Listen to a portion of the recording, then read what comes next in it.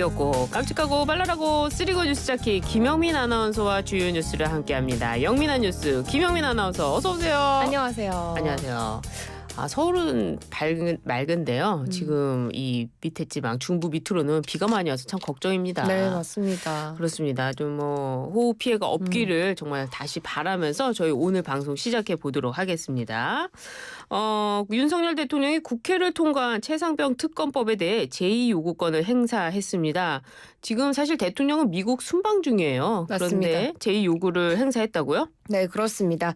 미국을 순방 중인 윤석열 대통령이 야당이 단독으로 국회를 통과시킨 이 최상병 특검법 국회로 다시 돌려보냈습니다.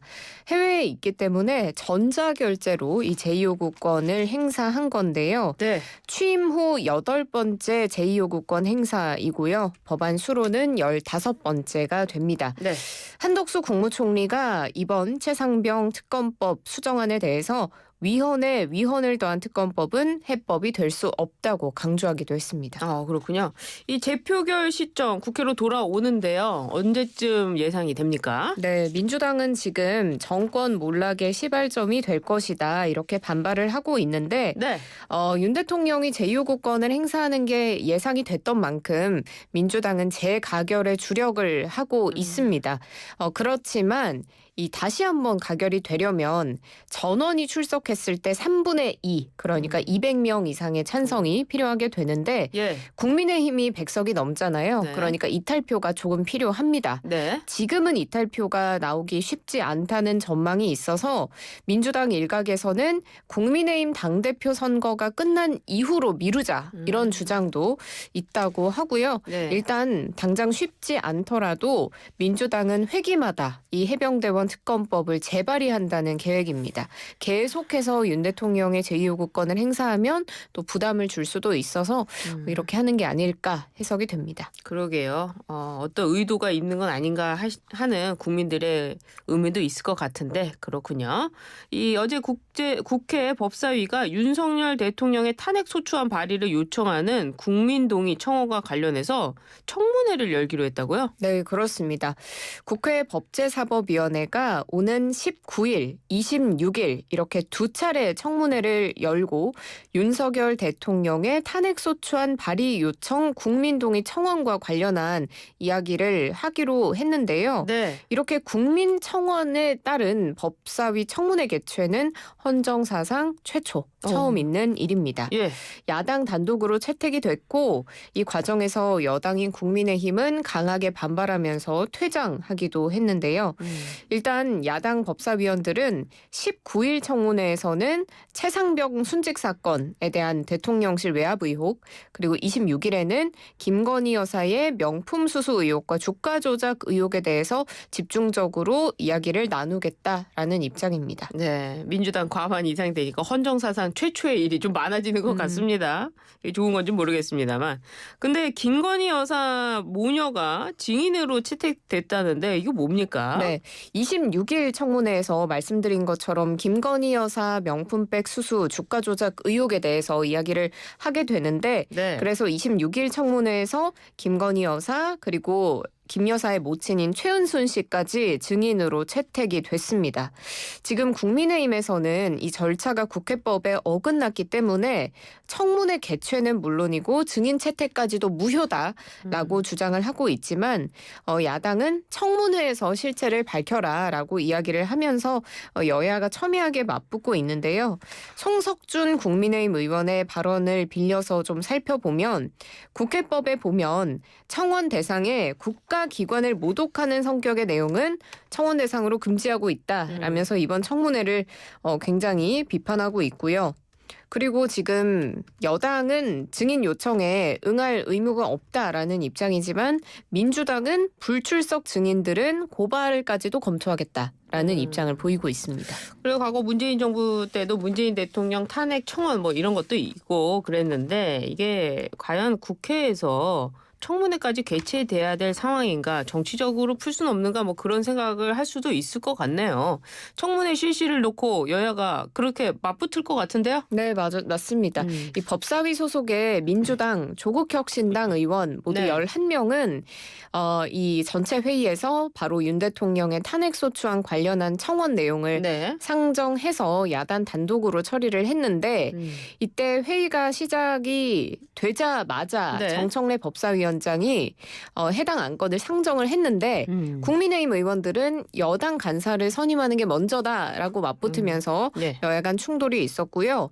그리고 여당에서 토론을 계속하자라고 이야기를 했지만 또 토론 종결을 선언하고 거수 표결까지도 시행해서 네. 이 청문회 증인 채택까지 걸린 시간은 회의 시작 1시간 10분여 만에 이루어졌습니다.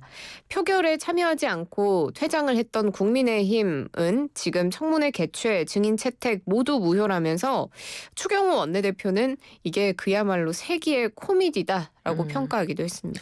지난번 국회에서도 거수 표결 이게 있었던 것 같은데 이번 22대 국회에서도 변한 게 없는 것 같다라는 국민들의 입장도 있을 것 같습니다. 좀 국회가 성숙해지면 좋겠는데 참 어려운가 봅니다. 알겠습니다. 이번에는 민주당 소식 넘어가 보도록 하겠습니다. 더불어민주당 김두관 전 의원 더불어민주당 당대표직에 출마하겠다고 선언을 했습니다. 네, 그렇습니다. 민주당도 전당대회 후보 등록이 시작이 됐죠. 네. 어제 민주당의 김두관 전 의원이 당대표 선거에 출마하겠다라고 공식적으로 선언했습니다. 네. 출마 기자회견을 세종에서 열었는데요.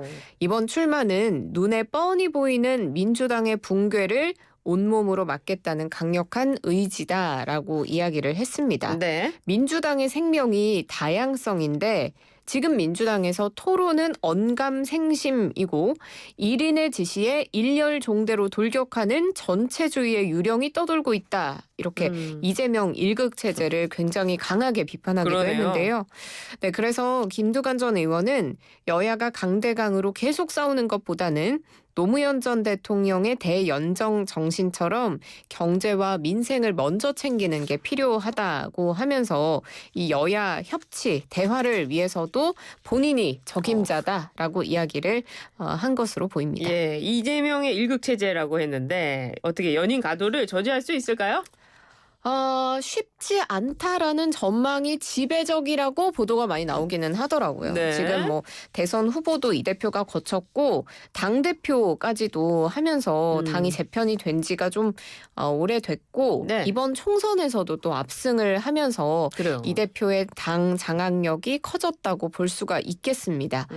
물론 김두관 전 의원이 출마를 하면 이 전 대표의 독주 이미지는 어느 정도 좀 희석이 가능할 것으로 보이지만 오히려 이게 들러리처럼 그렇죠. 비춰지게 되면 또 역효과가 날 수도 있다는 우려도 있는데 뭐 그렇지만 지금 이재명 대표 체제에 반감을 가진 이들도 있을 수 있잖아요. 네. 그들의 표가 좀 모아져서 전당대회 구도가 흔들릴 수도 있지 않느냐 이런 반대의 목소리도 있습니다. 그래요. 국회의장 선출 때도 추미애 후보가 될 줄 알았는데 우원식 후보가 되는 이변도 있지 반전이었죠. 않았습니까? 네. 이번 전당대회에서도 그럴 수도 있는데 약속 대련인지 진짜 돌풍을 일으킬지는 또 지켜봐야 되겠네요. 민주당의 전당대회도 흥미진진해집니다. 이재명 전 대표 오늘 출마 선언을 한다고요? 네, 오늘 오전 11시에 당대표 출마 회견을 가집니다. 네. 이 출마 선언에서 실종된 대한민국의 비전과 국민에게 희망을 주는 메시지가 담길 것이다 라고 앞서 보도자료를 통해서 밝히기도 했는데요. 네. 그리고 또 최고위원 선거도 있는데 네. 모두 13명이 도전을 하게 되고 맞네요. 모두 이른바 친명계로 분류가 됩니다. 예. 민주당이 오늘 이제 당대표 최고위원 후보 등록을 마감하게 되고 전국에서 합동 연설회를 가진 다음 네. 다음 달 18일에 이 전당대회를 통해서 당대표 최고위원 등 지도부를 선출하게 됩니다. 8월 18일이 되는군요. 네, 그렇습니다. 알겠습니다. 여기까지 살펴봤고 이번엔 축구 소식인데요. 축구 소식, 축구 좋아하시는 분들 굉장히 많잖아요. 대한축구협회가 새 국가대표팀으로 국가대표팀 감독으로 홍명보 감독을 내정했는데 이와 관련해서 뭐 비판도 있고 네. 좀 만만치 않습니다. 맞습니다. 왜 이러는 겁니까? 파장이 가라앉지 않고 있는데요. 네. 뭐 외부에서는 물론이고 이번에는 내부에서 좀 비판이 나왔습니다. 그래요? 국가대표 전력강화위원회에서 이번에 감독을 선임하기 위한 절차를 거쳤었는데 네. 이 내부에서 홍명보 감독의 선임 과정을 몰랐다라는 폭로가 나온 겁니다. 네. 이 감독 선임 작업에 참여한 박주호 전력강화위원회 이야기인데요. 자신의 유튜브 채널에서 홍명보 감독의 선임이 절차 안에서 이루어진 게 아니다. 내부에서 활동한 실무자인데도 몰랐다라고 오. 이야기를 했습니다. 예. 그리고 이 감독 선임 과정에서 이미 국내 감독을 내정하려는 듯한 분위기가 있었다고 이야기를 하면서 네. 외국인 감독은 이것저것 따지면서 살펴봤는데 국내 감독에게는 다 좋다 이런 식이었다고 폭로하기도 했습니다. 그래요. 축구협회가 아니다. 법적 대응까지 하겠다 이랬어요. 네, 그렇습니다. 이렇게 박주호 위원이 전력강화위 내부에서 있었던 일을 폭로한 건 비밀 유지 서약 위반이라고 축구협회는 지금 주장을 하고 있는데요. 네. 그래서 법적 대응을 검토하는 방향으로 내부 논의가 진행되고 있다고 전했습니다. 축구협회 관계자의 입장을 들어보면 5명의 감독 후보까지 위원회가 추천을 하면 그 다음 과정은 위원장이 진행하는 것으로 합의를 했기 때문에 박주호 의원이 원래 원했던 네. 그 감독상과 지금 선정된 감독의 느낌이 다를 수는 있지만 이걸 절차상 잘못됐다라고 한 건 좀 경솔하고 부적절하다라고 비판했습니다.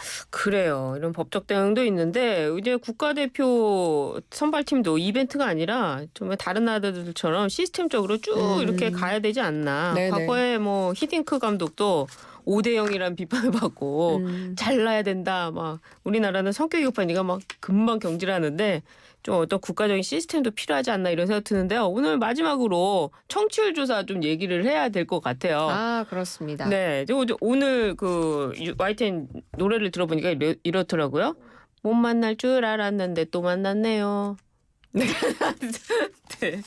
안녕하세요. 적어 또 오셨나요? 만났군요. 네. 다시는 못 만날 줄 알았는데 청취율 조사 돌아왔네요. 하면서 네, 어제부터 22일까지 청취율 조사가 진행되고 있답니다. 그렇죠. 네. 02로 시작되는 네, 옷구슬- 전화가 오면은 꼭 받아주셔야 되는데. 옥구슬 같은 목소리로 설명해 주시죠. 네, 02로 걸려온 전화 받으셨어요? 저 아직 못 받았어요. 저는 아직 안 걸려오더라고요. 그러니까요. 031 이런 거는 걸려오는데 그러니까요. 02로 시작되는 전화가 오면은 꼭 받아주시고요. 네. 어떤 라디오 들으시나요? 하면은 YTN 라디오의 뉴스파이팅 뉴스파이팅. 배승입니다. 듣고 있다고 꼭 이야기를 해주시면 좋겠습니다. 네. 그리고 저희가 이 기간에는 특별히 커피 쿠폰 이벤트를 진행을 하고 있어요. 예. 그래서 샵 0945 50원의 유료 문자인데 청취인 인증 문자, 응원 문자 네. 뭐 뭐든 좋습니다. 좋습니다. 뭐 사연 보내주셔도 되고요. 좋습니다. 배승희 변호사님 뭐 아름다우십니다. 해도 되고 다 좋습니다. 아주- 보내주시면 네. 추첨을 해가지고 네. 라디오 청취율 조사 기간이 끝나면 일괄적으로 보내드리도록 하겠습니다. 저희가 늘 하는 말이 있잖아요. 행복해서 웃는 게 아닙니다. 웃으면 행복해져요. 웃어서 행복한 겁니다. 이거 네. 보내주셔도 될 것 같아요. 아, 그러네요. 네, 샵 0945 오늘 좀 무겁게 시작을 해봤는데요. 그래도 또 즐겁게 마무리를 해봤습니다. 오늘도 힘찬 뉴스 그리고 옥구슬 같은 목소리 가진 우리 귀엽고 깜찍하고 발랄한 쓰리고 김영민 아나운서와 함께했습니다. 감사합니다. 고맙습니다.